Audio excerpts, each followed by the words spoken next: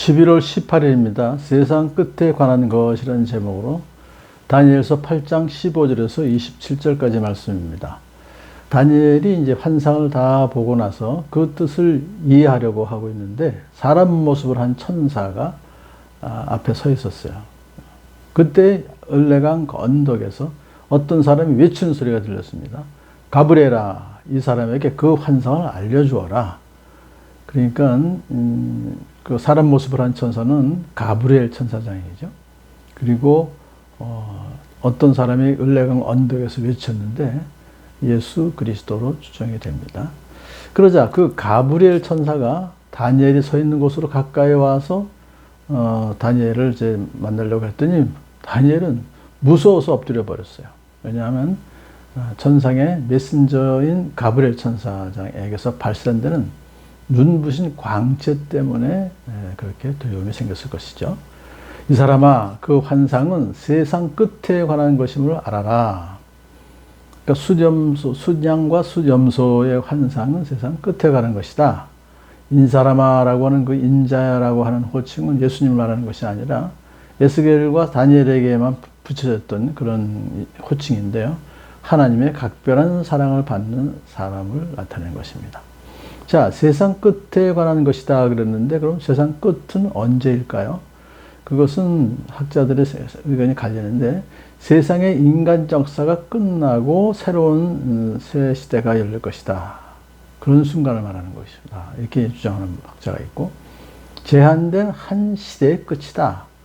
안티오쿠스 에피파네스라고 하는 왕의 시대가 끝날 것이다. 그리고 예수님의 성육신 이 땅에 오심으로 이 땅에 하나님의 나라가 임할 것이다. 그 뜻을, 그러니까 두 뜻을 다 우리가 일리가 있습니다. 그런데 그리고 거기서는 안티오쿠스 에피파네스라는 왕 그 사람에게만 적용되는 것이 아니라 적 그리스도에 적용될 수 있다. 그렇게 보는 것이 또 좋겠어요.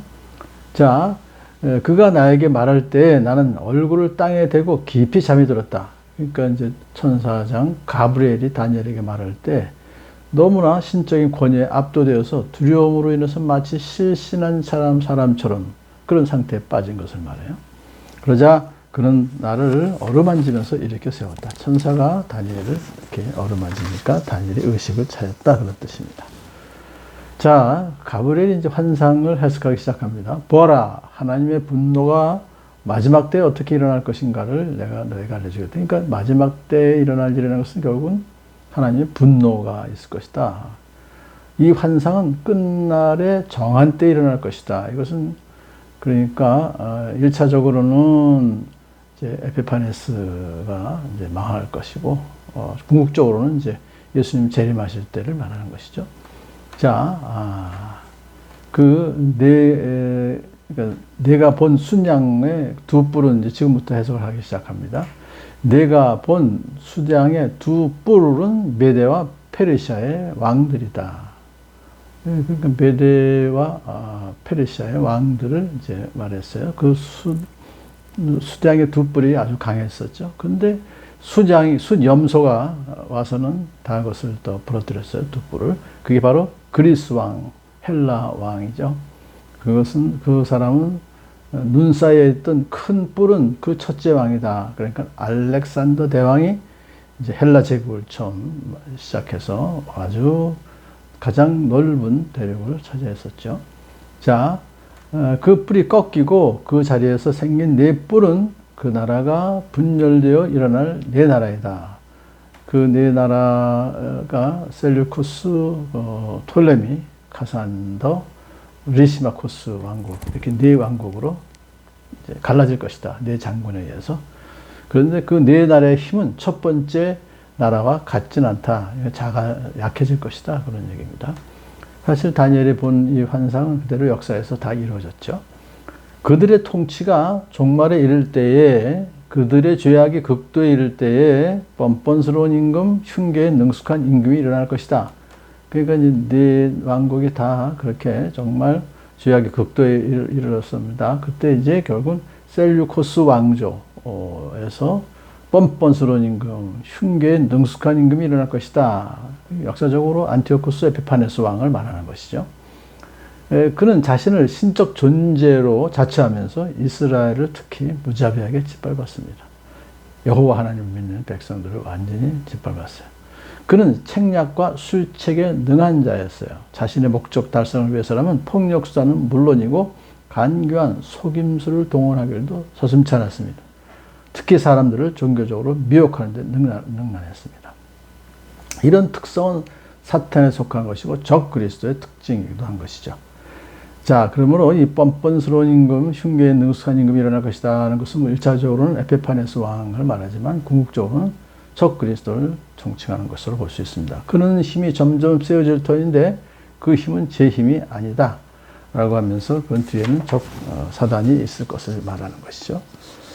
자, 그가 놀라운 힘으로 파괴하고 하느님마다 형통하며 강한 사람과 거룩한 백성을 파멸시킬 것이다. 에피파네스 왕은요, 예루살렘 성을 함락시켰을 때 4만 명의 유대인을 죽이고 약 4만 명을 포로로 잡아 노예로 팔았어요.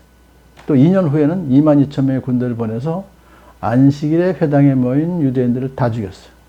거룩한 백성, 이스라엘 백성들을 박해했던 것이죠.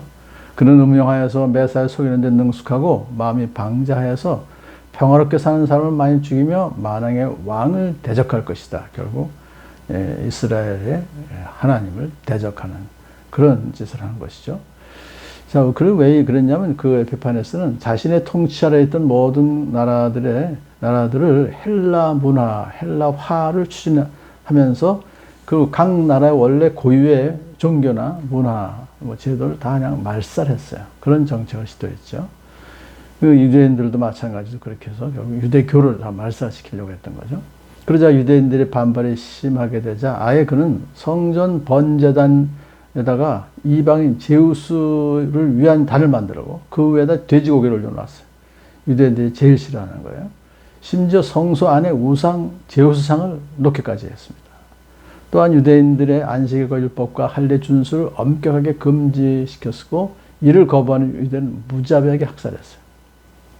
그래서 그런 박해는 결국 마카비 혁명의 직접적인 원인이 되었죠. 그러나 그의 끝이 이렇게 됩니다. 그러나 사람이 손을 대지 않아도 그는 끝내 망할 것이다. 에피파네스는 결국은 병으로 죽습니다. 질병으로. 마카비가 승리를 했습니다. 저쪽 어느 곳에서. 그랬더니 그 승리 소식을 듣고서는 치명적인 질병에 걸려서 며칠에 죽었습니다. 자, 가브리엘이 다니엘에게 이렇게 말합니다. 내가 설명한 환상은 반드시 이루어진다.